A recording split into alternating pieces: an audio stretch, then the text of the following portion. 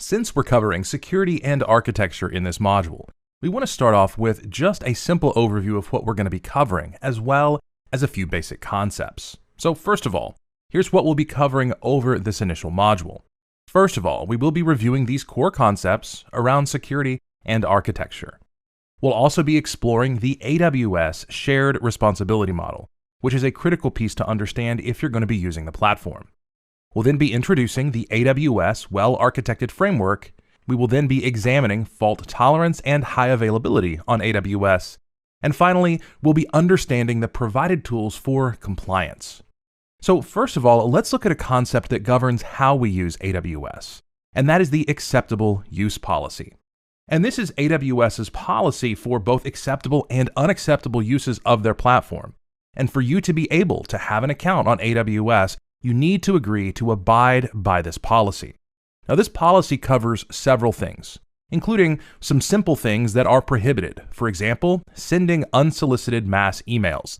That's not something they want you to do on their platform. And if they were to detect that you were doing that, they could completely close your account.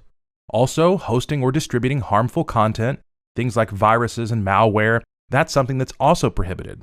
Now, one of the things that has changed within the acceptable use policy, there are certain things you previously couldn't do without AWS permission that you can now do. Now, one example of that is penetration testing.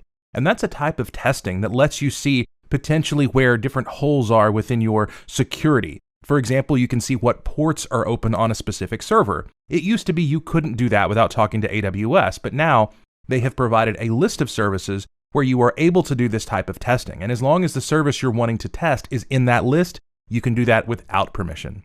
But let's talk about one of the core security concepts that we need to understand when using AWS, and that is the concept of least privilege access. And the core of this concept is simply that when you're giving somebody permission to access AWS resources within one of your accounts, you should only grant them the minimum permissions needed to complete their tasks and no more. Now you might say, well, this applies to other people. Well, one of the ways that you can even apply this to the work that you do on the accounts that you own is that AWS recommends that you don't use your root account as your day-to-day account.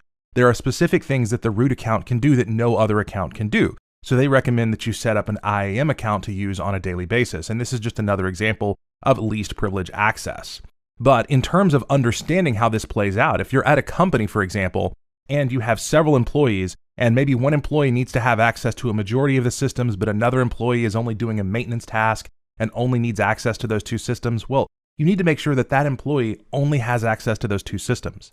While it would be easier to give everyone the same access, we want to be sure that we are following least privilege access and only give them access to what they need to do the jobs that they have been given.